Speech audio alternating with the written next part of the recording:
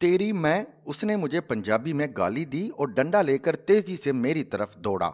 मैं ज़हनी तौर पर बेइज्जती और मार के लिए तैयार था, लिहाजा मैं निहायत ही बेशर्मी से खड़ा रहा। उसका डंडा मेरे सर तक आ गया, लेकिन इससे पहले एक हाथ आगे बढ़ा और उसने डंडा हवा में पकड़ लिया। मुझे दाएं बाएं से ओए ओए की आवाज़ें आने लगीं।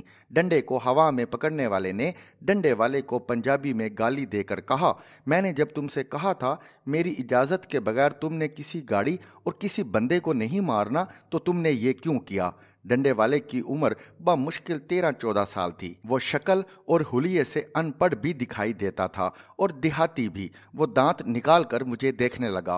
वो मुझे शक्ल और नाम से नहीं पहचानता था। मैं उसकी नज़र में सिर्फ गद्दार और दुश्मन था। उसका ख्याल था वो लोग टीपू सुल्तान हैं और सड़क पर दूसरी तरफ खड़े तमाम लोग दुश्मन हैं और दुश्मनों की गाड़ियों और सरों पर हमला ऐन इबादत है। मैंने दाएं बाएं देखा। मोटरवे की चारों साइड्स पर दूर दूर तक गाड़ियों की कतारें थीं और सामने सिर्फ 4 नौजवान हाथों में डंडे उठाकर खड़े थे। सिर्फ 4 लोगों ने, जी हाँ, सिर्फ 4 लोगों ने पूरी मोटरवे बंद कर रखी थी। मैं इमरान खान पर कातलाना हमले के दूसरे दिन लाहौर पहुंचा। मुझे शहर में दाखिल होने के लिए 4.5 घंटे स्ट्रगल करना पड़ी। ट्रैफिक सियालकोट रोड पर डाइवर्ट हुई, वहां से रिंग रोड पर आई और रिंग रोड भी एयरपोर्ट के करीब बंद थी। चुनाचे मैं एक तवील तरीन जलालत के बाद 3 लोगों से पेट्रोल मांगकर बड़ी मुश्किल से होटल पहुंच सका।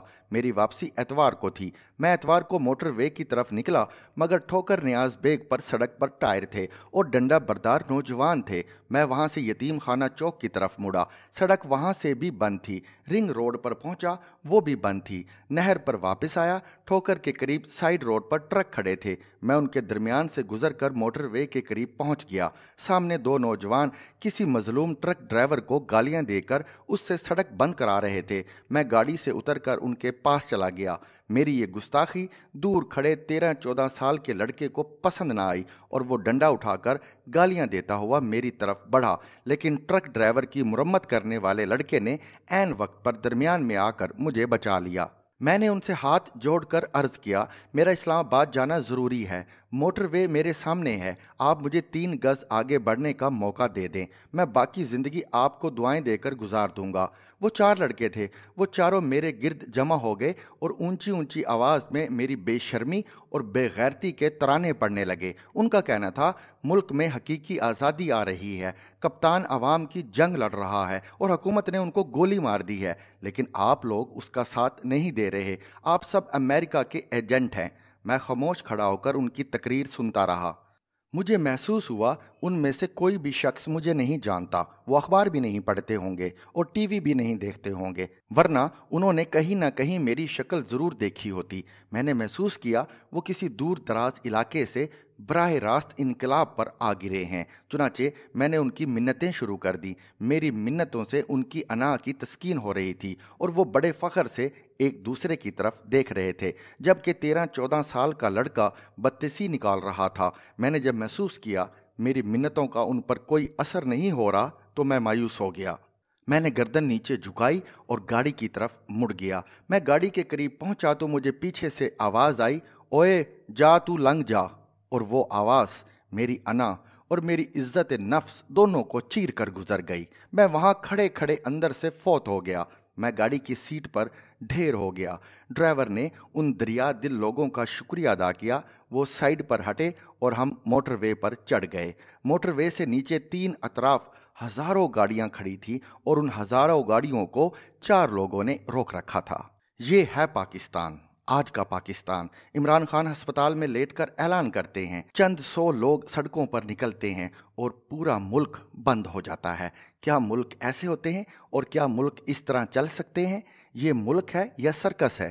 रावलपिंडी में सड़कों के ऐन दरमियान टेंट लगाकर ट्रैफिक ब्लॉक कर दी जाती है और इस टेंट में सारा दिन 1 दर्जन लोग भी नहीं होते। वो लोग जो आज से 6 माह पहले तक वफाकी वजीर थे, जो आज भी सेनेटर और एमएनए हैं, वो सड़कें ब्लॉक कर देते हैं।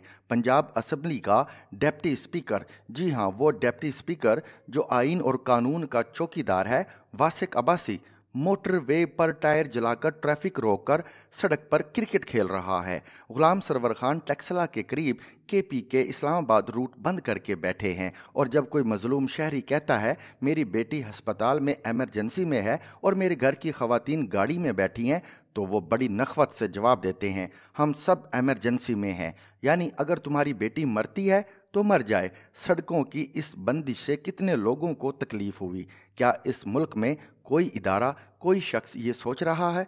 कितने मरीज एम्बुलेंसेज में मर रहे हैं, कितने स्टूडेंट्स कॉलेजों और यूनिवर्सिटियों तक नहीं पहुंच पा रहे, कितने तालिब इल्म इम्तिहानों से महरूम हैं और कितने लोग दफ्तरों, फैक्ट्रियों और मजदूरी की जगहों तक नहीं पहुंच पाए और कितने अरबों रुपए की मशीनरी, फ्रूट्स, सब्जियां और अजनास ट्रकों में ख़राब हो गई। और इन सब से बढ़कर ये बेयकीनी कौम की नफ्सियात पर कितना असर डाल रही है और लोग अंदरूनी और बैरूनी किस हद तक मरीज हो चुके हैं। क्या कोई सोच रहा है? क्या किसी को एहसास है? आप माने या ना माने, लेकिन ये हकीकत है, हम कौमी सतह पर पागलपन का शिकार हैं। रियासत अमलन ख़त्म हो चुकी है। मुल्क में इस वक्त अनारकी के अलावा कोई कानून नहीं चल रहा। वफाकी हुकूमत माँ 12 तकबीरों से सिर्फ तमाशा देख रही है। इस्टेब्लिशमेंट नए चीफ का इंतज़ार कर रही है। वो आएंगे तो मुल्क के मुकद्दर का फैसला होगा। इमरान खान अपनी मर्जी का आर्मी चीफ चाहते हैं और वो इसके लिए एडी चोटी का जोर लगा रहे हैं। पंजाब 12 करोड़ लोगों का सूबा है। ये चीफ सेक्रेटरी के बगैर चल रहा है और जबकि आईजी ने तहरीरन काम से माजरत कर ली है और कोई पुलिस अफसर पंजाब में आईजी लगने के लिए तैयार नहीं। चौधरी परवेज़ इलाही वज़ीर आला हैं, लेकिन क्या ये कल के दिन भी चीफ मिनिस्टर होंगे ये नहीं जानते। पंजाब में पीटीआई की हुकूमत है, पुलिस भी उनके मातहत है। पंजाब में इमरान खान पर कातलाना हमला हो जाता है, उनका जानिसार इब्तिसाम मुलजिम को रंगे हाथों पकड़ लेता है।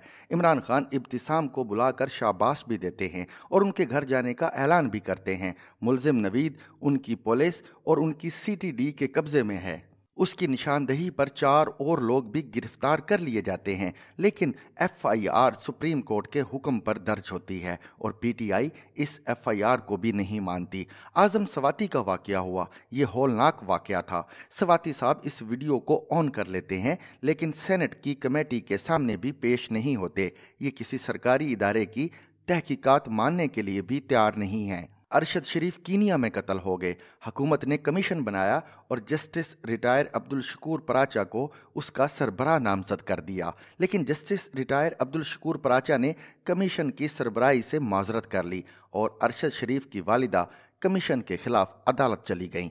सुप्रीम कोर्ट फैसला देती है तो कभी पीटीआई फैसले को नहीं मानती और कभी हुकूमत इनकार कर देती है। इलेक्शन कमीशन और इलेक्शन कमिश्नर दोनों को गालियां पड़ रही हैं और इमरान खान घर में बैठकर ऐलान कर रहे हैं नवाज शरीफ अपना आर्मी चीफ लाना चाहता है। लिहाजा फिर जवाब दीजिए, क्या अब रियासत को रियासत कहना चाहिए? रियासत रिट का नाम होता है और अगर इस रिट को 4 लड़के डंडा उठाकर चैलेंज कर दें या दर्जन भर लोग रोड पर टेंट लगाकर घर चले जाएं और किसी इदारे में टेंट उखाड़ने की हिम्मत ना हो, तो क्या वो रियासत रह जाती है? अगर हाँ तो फिर आपको मुबारक हो, और अगर नहीं तो क्या फिर हम पाकिस्तान को डिफ़ॉल्ट समझ लें?